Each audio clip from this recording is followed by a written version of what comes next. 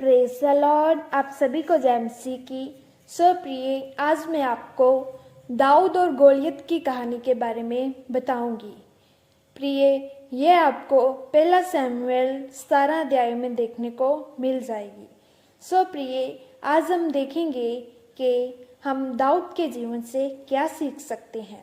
इससे पहले कि प्रिय हम वचन की ओर बढ़ें, अगर आपने हमारे इस चैनल को सब्सक्राइब नहीं किया है तो कृपया इस चैनल को सब्सक्राइब कर लें ताकि आने वाली वीडियो का नोटिफिकेशन आपको मिल सके। आइए प्रिय हम वचन की ओर बढ़ते हैं।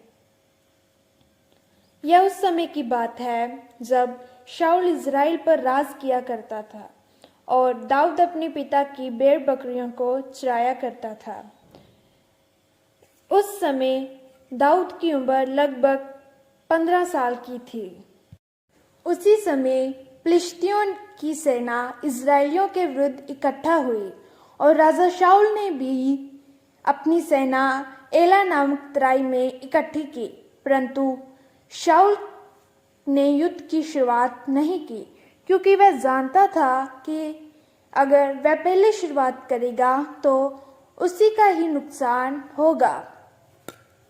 फिलिस्ती सेना में एक वीर था जिसका नाम गोलियत था।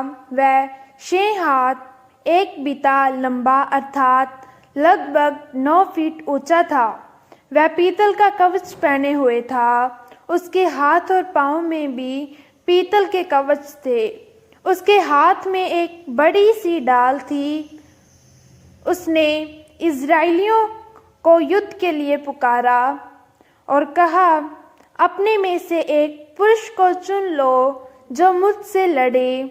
अगर वह जीता तो हम तुम्हारे अधीन हो जाएंगे, अगर मैं जीतूं तो तुम हमारे अधीन हो जाओगे और हमारी सेवा करोगे। गोलियत की यह बात सुनकर राजा शाऊल और समस्त इज़राइलियों का मन कच्चा हो गया। वह सब बहुत डर गए। गोलियत 40 दिन हर सवेरे हर शाम ऐसे ही इज़राइलियों को ललकारा करता था। इज़राइल की सेना में से किसी में भी, यहाँ तक कि शाऊल की भी इतनी हिम्मत नहीं हुई कि वह गोलियत का सामना कर सके, क्योंकि परमेश्वर का आत्मा शाऊल पर से उठ गया था। एक दिन दाऊद के पिता यिशै ने दाऊद से कहा, यह अनाज और 10 रोटियां लेकर शामनी में अपने भाइयों के पास ले जा, क्योंकि दाऊद के 3 भाई थे, एलीआब, अबीनादाब और शमा, क्योंकि वह शाऊल के साथ युद्ध में थे।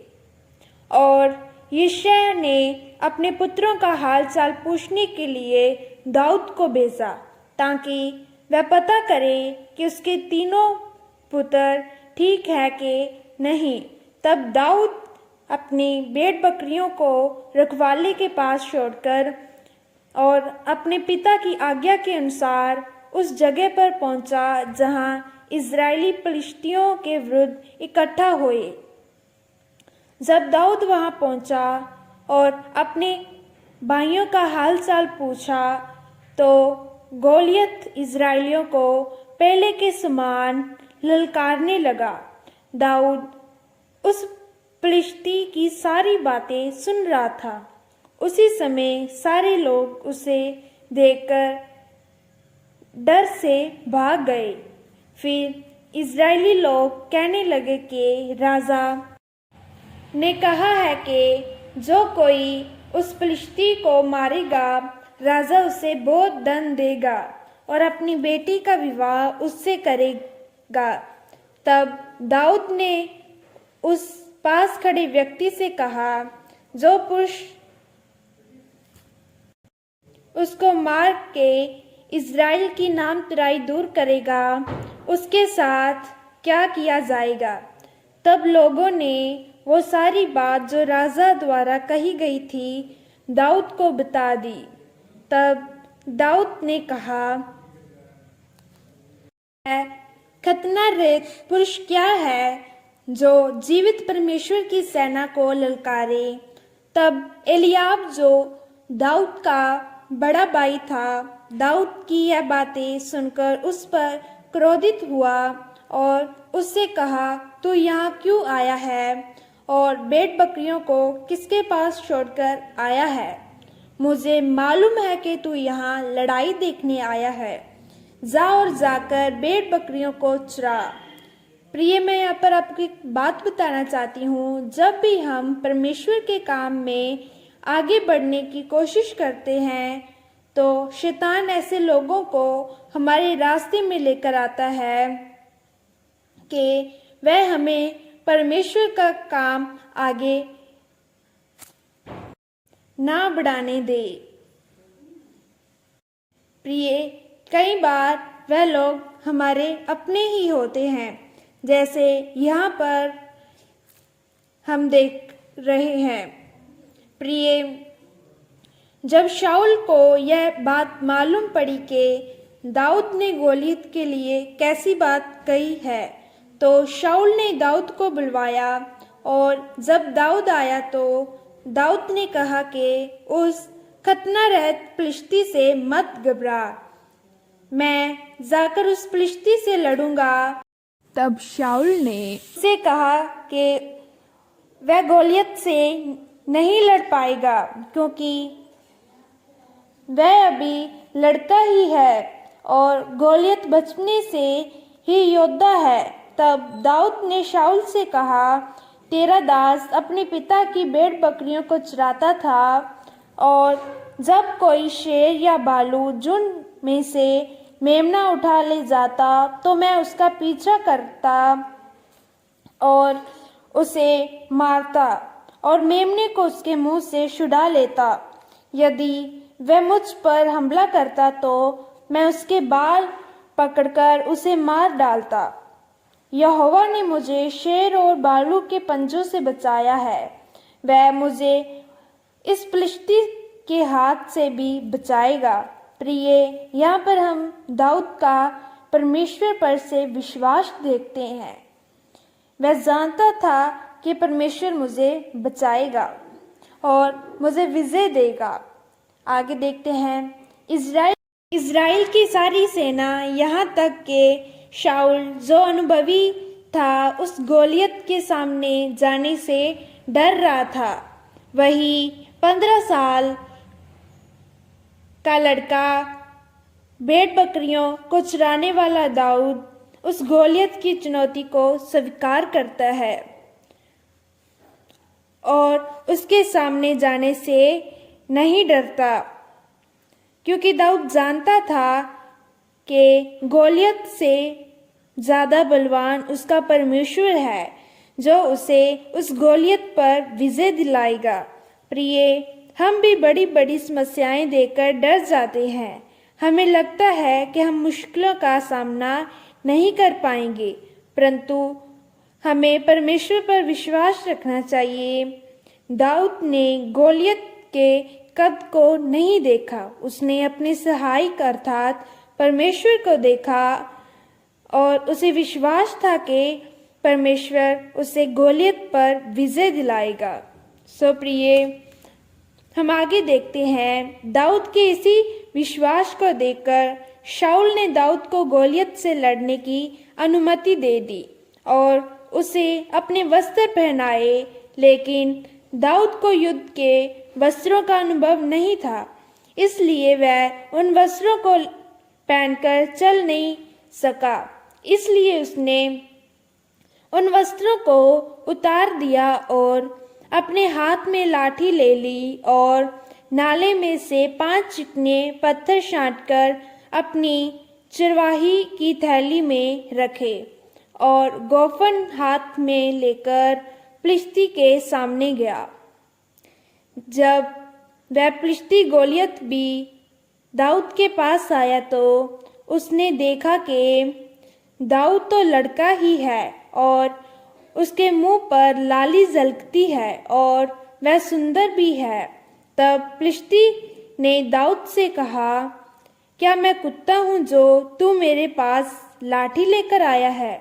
और वह फिलिस्ती अपने देवता का नाम ले लेकर दाऊद को कोसने लगा और दाऊद से यह भी कहा कि आज मैं तेरा मांस आकाश के पक्षियों और वन पशुओं को खिलाऊंगा। तब दाऊद ने गोलियत से कहा, तू तो तलवार और भाला लेकर मेरे पास आता है, परंतु मैं सेनाओं के यहोवा का नाम लेकर तेरे पास आता हूँ, जो इज़राइल की सेना का परमेश्वर है, और तूने उसी को ललकारा है। आज के दिन यहोवा मुझे तुझ पर विजय देगा, और आज के दिन यहोवा तुझे मेरे हाथ में कर देगा, और मैं तुझको मार डालूंगा और तेरा सिर दर्द से अलग कर दूंगा, और तेरा शव आकाश के पक्षियों और पृथ्वी के जीव जंतुओं को दे दूंगा। तब पृथ्वी के लोग जान लेंगे कि इज़राइल में एक परमेश्वर है। सो प्रिय, यहाँ हम दाऊद का परमेश्वर पर से विश्वास देखते हैं। वह गोलियत की चुनौती से नहीं डरा, परंतु उसने गोलियत को चुनौती दे दी कि वह तेरा सिर दर्द से अलग कर देगा। आगे देखते हैं। दाऊद ने कहा, यहोवा तलवार और भाले से जयवंत नहीं करता, क्योंकि युद्ध यहोवा का है और वही तुम्हें हमारे हाथ में कर देगा। तब वह फिलिस्ती उठकर दाऊद पर हमला करने आया, तो दाऊद भी उसका सामना करने के लिए दौड़ा और अपनी थैली में से एक पत्थर निकालकर और उसे गोफन में रखकर फिलिस्ती गोलियत के माथे पर ऐसा मारा कि वह पत्थर उसके माथे में घुस गया और वह भूमि पर मुंह के बल गिर पड़ा। फिर दाऊद दौड़कर उस गोलियत के ऊपर खड़ा हुआ और उसी की तलवार म्यान में से निकालकर उसके सिर को तलवार से काट डाला। फिलिस्ती लोग यह देखकर के हमारा वीर योद्धा मर गया, तो वह लोग वहां से भाग गए। तब इज़राइली भी फिलिस्तियों का पीछा करते उन्हें एक्रोन तक मारते गए, और इस प्रकार दाऊद और इज़राइली फिलिस्तियों पर विजय हुए। सो प्रिय, इसे हम दाऊद के जीवन से सीखते हैं कि हमारा भरोसा परमेश्वर पर हो तो हम किसी समस्या से नहीं डरेंगे, बल्कि उसका सामना करेंगे। हमें चुनौतियों को स्वीकार करना है, जैसे दाऊद ने गोलियत की चुनौती को स्वीकार किया। हमें भी दाऊद की तरह चुनौतियों से घबराना नहीं, परंतु उनका सामना करना है, क्योंकि हमारा परमेश्वर हमारे साथ है। सो प्रिय, जितने भी इस वचन को सुन रहे हैं, वह इस वचन को लाइक, कमेंट और शेयर कर दें, और इस चैनल को सब्सक्राइब कर दें। प्रभु आप सबको बहुत सारी आशीष और बरकत दे, और आपकी फैमिली पर अपने दूतों का पहरा बनाए रखे। आमीन। God bless you.